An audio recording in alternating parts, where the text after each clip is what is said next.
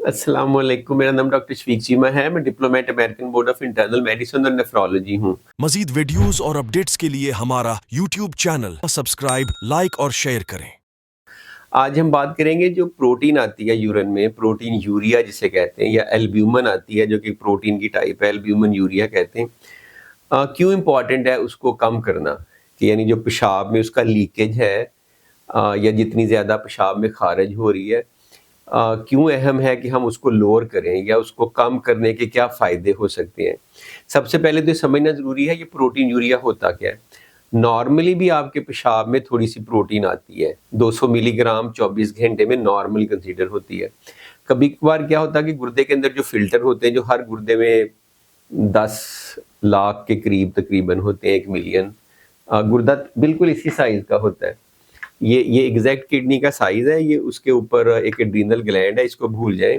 ये किडनी का साइज, और इसका अंदर से स्ट्रक्चर इस तरह काफ़ी कॉम्प्लिकेटेड है। ये तो ज़्यादा कॉम्प्लिकेटेड नहीं दिखाया गया। तो नॉर्मली क्या होता है कि आपका ये खून की वेसल है, ये अंदर ब्लड भेजती है, तो सारी जो प्रोटीन है वो वापस जिस्म में आ जाती है, यूरिन में लीक नहीं होती। लेकिन अगर गुर्दे के ये वाले हिस्से जो सारे नेफ्रॉन्स हैं या फिल्टर है या ग्लोमेरुलाई हैं, वो ख़राब हो जाएं, उनके अंदर छोटे छोटे पोर्स होते हैं, वो प्रोटीन को ज़्यादा लीक करना शुरू कर दे, तो वो सारी प्रोटीन इधर इकट्ठी हो जाएगी और फिर यूरेटर से पेशाब में, और फिर जब पेशाब का चेक करेंगे उसमें आ जाएगी। अब ये होता क्यों है? ये गुर्दों की सोजश की बीमारी में, शुगर वाले मरीजों में, ब्लड प्रेशर वाले मरीजों में ये हो सकता है।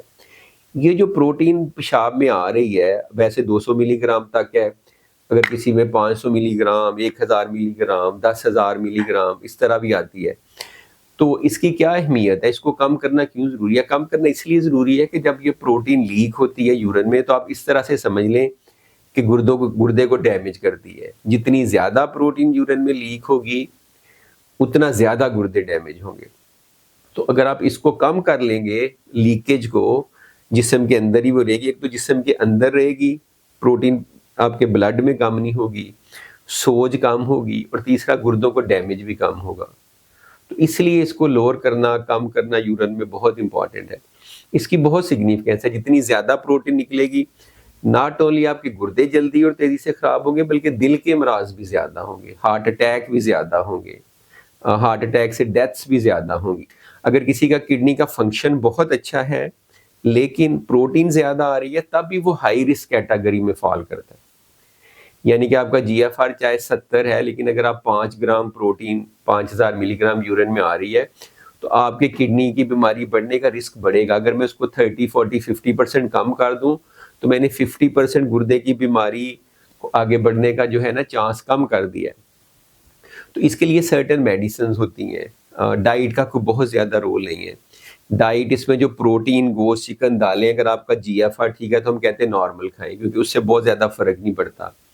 सिर्फ नमक हम कम करते हैं, सॉल्ट का इंटेक, ताकि सोज ना पड़े, क्योंकि जब प्रोटीन ज़्यादा निकल गया तो एडीमा होता है। साथ ये कि जिस वजह से प्रोटीन आपके निकली है उसका इलाज बड़ा ज़रूरी है। वो मेम्ब्रेनस नेफ्रोपैथी है, मिनिमल चेंज है, एफएसजीएस है, एचआईवी डिजीज़ है, उसका इलाज बड़ा ज़रूरी है। अगर उसका बीमारी का इलाज होगा जिसने ये की है, तो ये प्रोटीन खुद ही कम हो जाएगी।